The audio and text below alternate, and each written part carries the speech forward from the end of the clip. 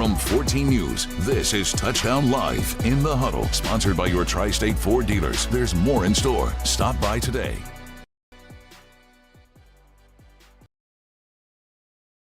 But not yet. Now you can hear us. You've got to wait a moment to hear us, and now you've got to see our names too. Yes. Right? Welcome back to In the Huddle, folks. We are week 3. Well, Aaron, when I said see our names, that was your cue here. You got to press the play button. See? Week 3, still learning. See, we get it. We find our stride. It's like the first drive of a game, right? Yes, exactly. You got to get your offense in. Yep. The ideal situation would be in training camp, you get your offense all figured out. Exactly. But sometimes it doesn't work that way. Mm-hmm. And so, you know what? That's what you use the first drive for. Exactly. You figure it out, and then you go. You got to remember this stuff on the fly. Exactly, my friend. But you know what? We put that aside, and we move right along to the fact that it is officially week 3 of In the Huddle. Yes. We're getting ready for week 4. Yes. Of Touchdown Live. Got to keep those weeks straight. But let's just jump right in, sir, and get to our weekly recap. We'll check out our first game here. We were taking a look at what our game of the week was last week. Gibson Southern and Mount Vernon. What a game that was. Well, unfortunately, it turned out not to be much of a game of the week because Gibson Southern decided it wasn't going to be a game when they scored 28 first quarter points. And you don't want to say it's over at that point, but it sure felt like it. Yeah, I guess it was. That was a tough loss, or not tight, a tough loss for Mount Vernon. You know, they had been playing strong going into that game. Just wasn't their day, and Gibson Southern takes them down 42-0. Yeah, Let's take a look at our next game. We've got Southridge and Boonville, and this one, you know, we weren't really sure. Two teams pretty strong in the Pocket Athletic Conference. Aaron, what's your take, man? Well, it's hard to figure out both of these teams because they've had some interesting results. You know, they're both 1-2, but, you know, Boonville, they beat Mount Vernon. Well, Mount Vernon pounded Forest Park. Mount Vernon, you know, looked good, but then, okay, you're thinking, all right, well, Boonville's doing well. Now they go play Southridge. Nope. Southridge, you know, it's just, it's hard to figure it out. It's the back and forth of high school football. Yeah. We move along to our next game over in Kentucky. Owensboro Catholic and Apollo. This was the tightest game that Owensboro Catholic has been in this year. Yeah, Apollo, you know, they had a heck of a loss to Heritage Hills the previous week, so you didn't know what they were going to be doing coming into this one, but they came to play, and they played really well and gave Owensboro Catholic all they want. Of course, former Catholic head coach John Edge leads Apollo. You know he would have loved to have upset the Aces, but not quite. But, hey, he's got to feel good about how his team performed. Oh, they performed pretty good against a team that's gone the past 2 years to the state championship game. Of course, Owensboro Catholic on a mission. They're trying to take that title this year. Yeah, they're looking tough. Yeah, they once again come away with a victory. So let's move on to our next one. We head back to Indiana for this one and go to Jasper. And this, another good one. Wrights coming into this game undefeated, but the Wildcats, they topple the Panthers, get the best in the Cats v. Cats battle. Wrights falls to Jasper 20-14.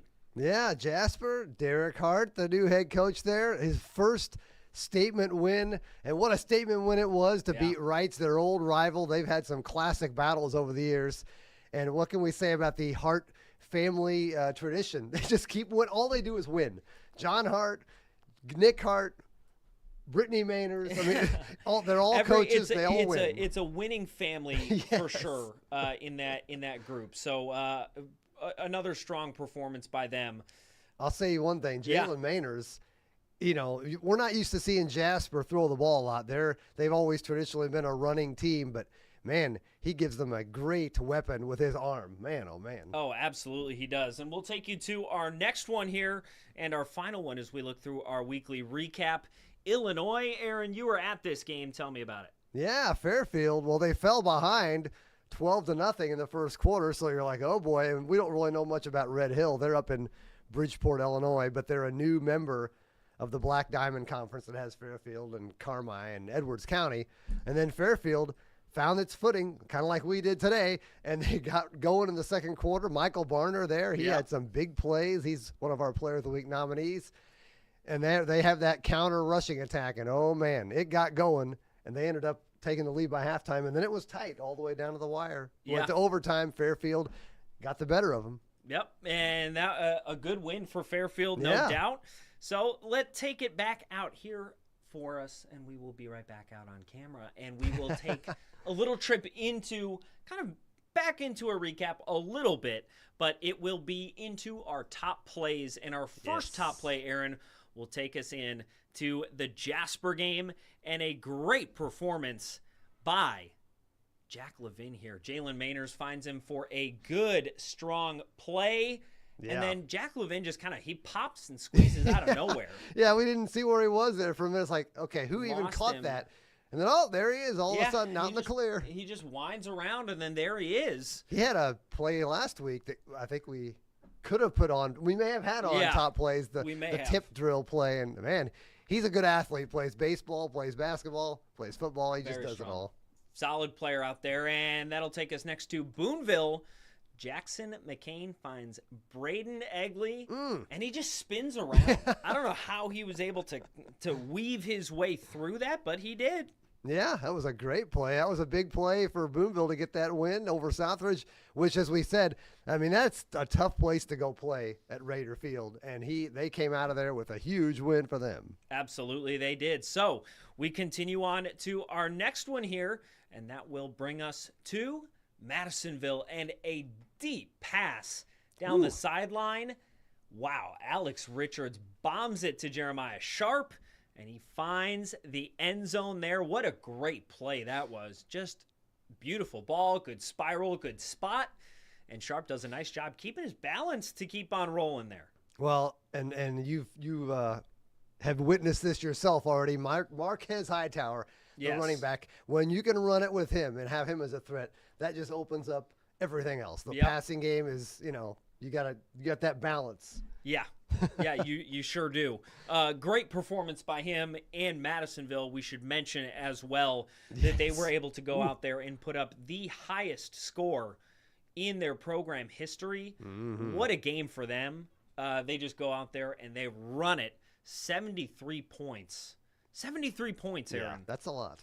That is a lot of points. Many points were scored in and that considering they had a running clock at some point in that game, and they were still able to keep putting up these points. They got the job done, and you know what? Nothing wrong with that, right? No. Nothing wrong with putting the points on when you can put them up. Yep. All right, that'll take us to our next one and our final top play before our lovely honorable mention. You mentioned him earlier, one of our Player of the Week nominees, Michael Barner. He just stays up forever and ever and ever and ever. And I don't know how he did, but he did. Yeah. And here you go. He finds himself just on the doorstep of the end zone. And then they would go on to score. But just the ability and the resilience to stay up there.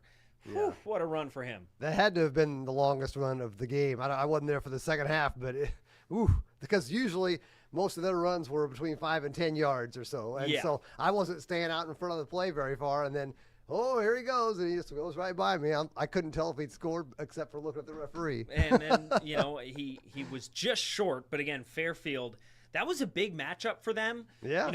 In Illinois, they're just kind of starting off their season here and getting things rolling. And it's a pretty strong win early on for Fairfield and those Mules, right? Yeah, and you got to have a minimum of 5 wins to even have a chance to qualify for the playoffs, preferably 6. And they're now 2-1, so they definitely needed that one.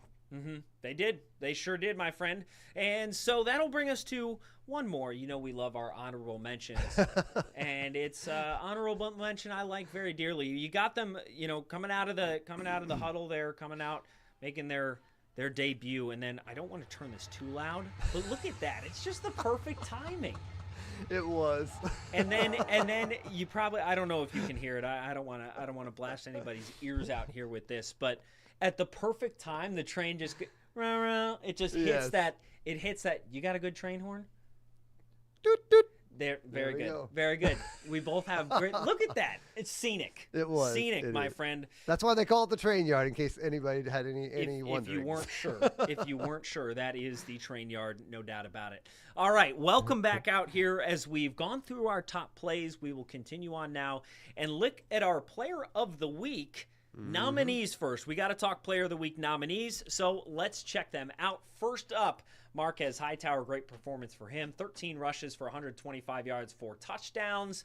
Again, big-time score for the Madisonville Maroons. Then, Dylan Kendrick, the man for Memorial. 15 rushes for him, 134 yards on the ground. 4 touchdowns for him as well, Yes. plus some yards in the receiving game. Jalen Mayners made the call as well, 20 for 26, passing for 181 yards and 3 touchdowns. 40 rushing yards on the ground as well. That doesn't compare to this man's rushing game. 181 yards on the ground for him, 2 touchdowns. Also scored 2 two-point conversions. And now, we reveal the man who is our Player of the Week. That will be Dylan Kendrick. The voters have spoken once again, as they always do. 4 touchdowns caught the eye of the voters, 134 yards on 15 rushes, and 1 catch for 22 yards. Yeah. We will hear from him next Thursday on 14 News at 10. And we will also hear later tonight from our Week 2 winner. That was Jet Goldsberry. I went out to talk to him. So you join us on 14 News again later tonight, and we'll hear from Mr. Jet Goldsberry, the one and only, from his Week 2 performance with 7 touchdowns. What a game for him. And then, of course, we'll have Dylan Kendrick next week, and we will have his 4-touchdown performance there as well. Now, Memorial voters, they always come out in droves. They do. They sure do. They definitely did. They absolutely do. So now we get a chance to take a look at our upcoming schedule. Aaron, Let's cue pop us it up here. Let's see what we've got. And again, I wish we had a Zoom button, but we'll figure that out someday. But take our word for it. These are the games we've got. Of course, we'll start with our game of the week, Mater Dei and Memorial, the Hunger Bowl. Always a good one. Yeah, they're, of course, raising money for the St. Vincent de Paul Food Pantry. That's a lot of the deal there. But on the gridiron, that is going to be an amazing matchup. It always is. But this year, even better, maybe. Memorial coming in 3-0, Mater Dei 2-1. Lots of different things to discuss there. Obviously, Luke Brown, a new quarterback for the Tigers, replacing the departed Matthew Fisher. Of course, you're going to have Dylan Kendrick running the ball. And then on the other side, Cody Hess, this is his first year as Mater Dei head coach, the former Wildcat running back. Yeah, trying to make a name. He's got them going. Absolutely. He's Tate trying Mallory, to pick up right where Coach Mike Gable left off. So that's going to be a good one. Some other good ones, of course, always in the Pocket Athletic Conference. Southridge, they're going to face Heritage Hills. That one, again, another tough test for Southridge. Yeah. Can they stop the train? The train that is Heritage Hills. We'll have to find out. We will have to find out. And then, we move right over. North Wrights, that's another good one in the SIAC. Yes, that is going to be really interesting because Wright's coming in off a loss. They're going to be upset. And then you have, of course, Wright's or North coming in off a win. They looked better against Harrison, and they were really tough against Castle in Week 1, even though they lost. So with a lot of good ones all across the tri-state, really. And, of course, the one place you can find those highlights for the games, we're getting another good slate this week, aren't we, Aaron? That's true. Good slate. We're heading out to good games. A busy night tomorrow night. And tonight, don't forget about tonight's game that you're going to. I was just going to get there, my friend. A big-time matchup. Yes. Paducah Tillman going to visit Madisonville North Hopkins. Can the Maroons take down one of the top teams really every year in Kentucky? We'll have to find out. That game is a Thursday night football kickoff. And so we will have highlights from that. You know what? I've got to jet off to that pretty soon here. So that'll wrap it up. Check out highlights from Madisonville North Hopkins coming up later tonight on 14 News at 10. And then our Touchdown Live show every Friday. That means tomorrow on 14 News at 10 as well. We'll see you there. We'll have all the highlights. We'll talk all the games. And then, of course, you can, again, next week, join us for Touchdown Live in the Huddle right here every week, our streaming show that starts at 3 p.m. So thank you so much for joining us. We appreciate it. We love coming out here and talking to you guys and, just getting to chat high school ball. For my partner, Aaron Hancock, my name is Max Parker. We appreciate you checking out the show. This has been Touchdown Live in the Huddle. We will see you next time.